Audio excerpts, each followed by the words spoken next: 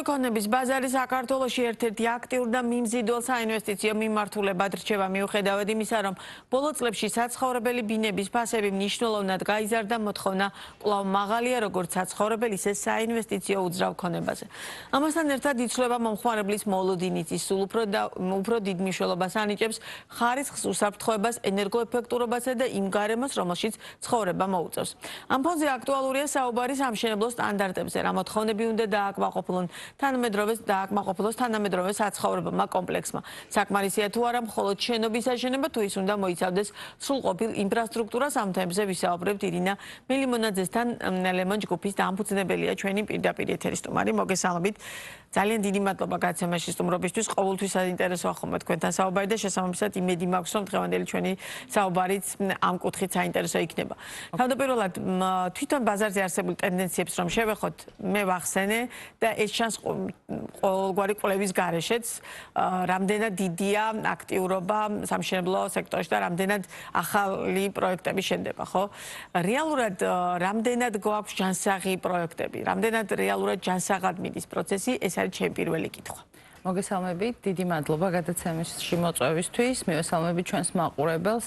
მაიკო კი თქვენი შესავალი ზუსტად აღწერს იმ რეალობას, კვარტლიდან კვარტლამდე იზრდება მოთხოვნა, თუმცა ბაზარი თავისებურად რეგულირდება, აი ამ ზრდა მოყვება იმ პროექტების მრავალფეროვნებას, რაც გაჩნდა ბოლო 2 წელია გასაყიდ კორპუსებში, ასე ვთქვათ, იმ ახალ რეგულაციებს, რომლებიც ახალ სამშენებლო ნებართვებს თან ახლავს და გარდაუვალია, თუ აქამდე მომხმარებელი მაგალითად ამჯობინებდა ძველ კორპუსში ბინის შეძენას, იმიტომ რომ გაცილებით უსაფრთხოდ გრძნობდა თავს, ასეთი მითიც იყო და რამდენად რეალობას შეესაბამებოდა ეს ჩვენი სალაპარაკო თემა არ იყოს დღეს.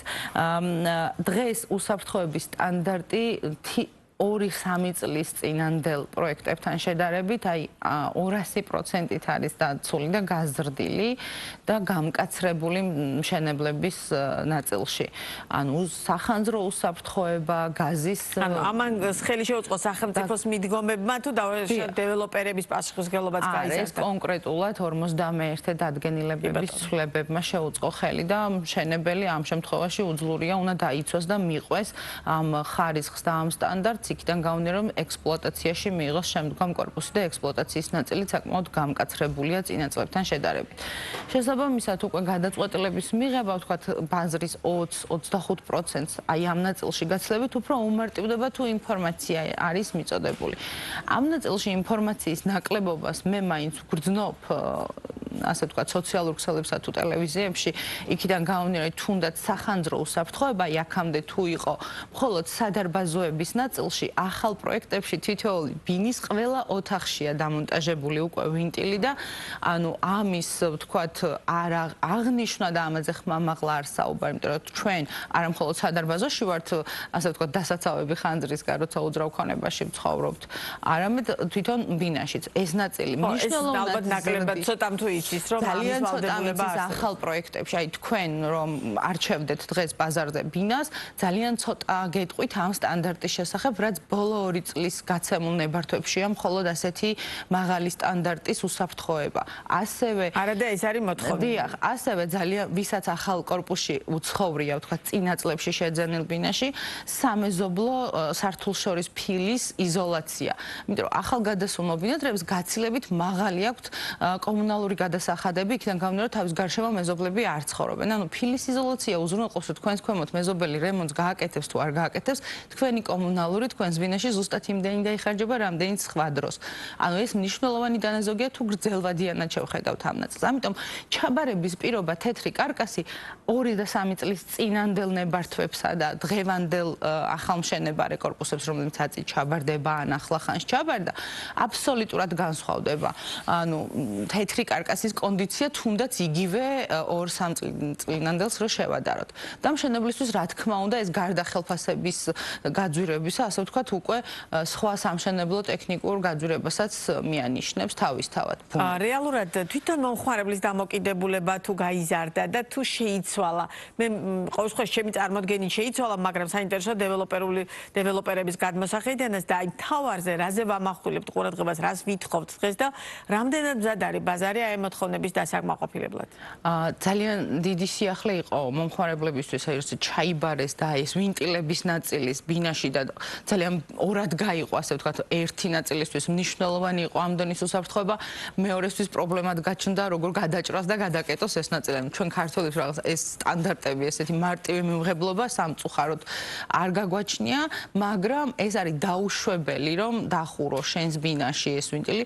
ყველა ინდივიდუალურად შეუძლია გადაწყვიტოს, რომ დაკეტოს და არ აფუნქციონიროს, თუმცა ესეც მგონია, რომ ძალიან არასწორი გადაწყვეტილება, თუმცა ამის გადაჭრა, თვითნებურად ჩაკეტვა არავითარ შემთხვევაში არ შეიძლება. აქ ორაზროვნება იყო, მაგრამ თვითონ მოთხოვნა უსაფრთხოების მაღალ სტანდარტზე მომართვიანობის დროს გაზრდილია, ასე ჯერ კიდევ არ გაუცნობიერებელი დეტალების მიუხედავად. ანუ ამიტომ ვფიქრობ, რომ მნიშვნელოვანია კამპანია საინფორმაციო მომხმარებლების, რომ რა სიახლეები ინერგება, ეს რა ბენეფიტებს თავაზობს მომხმარებლებს და რამდენად მნიშვნელოვანია, რომ გადაწყვეტილების მიღების პროცესში, ვთქვათ, ფასდაკლებაზე ან ფასზე როცა ვსაუბრობთ, შევადაროთ სწორად ესა თუ ის სამშენებლო ობიექტი. კი ბატონო, სიამოვნებით შეგიწყობთ ხელს, რომ ესა თუ ის სიახლე მივიდეს მომხმარებლამდე და მოქალაქემდე.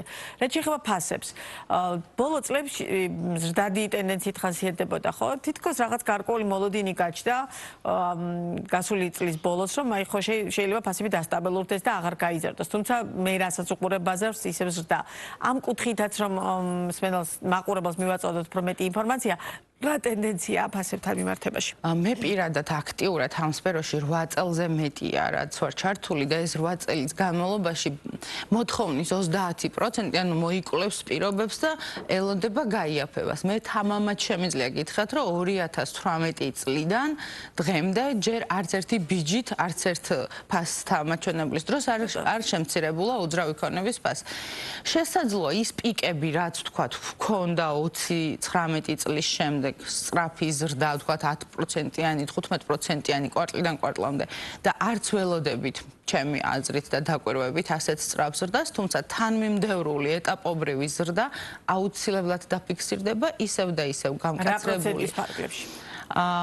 ალბათ 5-7-10%-ის ფარგლებში წლის ჭრილში იქითა წელს რომ შევადარებთ, იქნება ეს ზრდა, ოღონდ რა თქმა უნდა დამოკიდებულია ინფრასტრუქტურული პროექტია თუ არა, ცალკე აღებულად მერე მობინადრეების ჩაბარების შემდგომ რამდენად მოვლილი და ნაპატრონები იქნება ესა თუ ის ინფრასტრუქტურა. დღეს მოთხოვნა გაცილებით მაღალია ასეთი ტიპის პროექტებზე. კი ბატონო, და კიდევ ერთ თემა, რომელსაც ასევე აუცილებლად მინდა შევეხო ჩვენი საუბრის ბოლოს, თვითონ ბაზარზე არსებული ტენდენციები, თქვენ რა დაკვირვების საშუალებასაც გაძლევთ, ბუნებრივია ბაზარზე არსებული სურათი, რა დასკვნის გაკეთების საფუძველს გაძლევთ?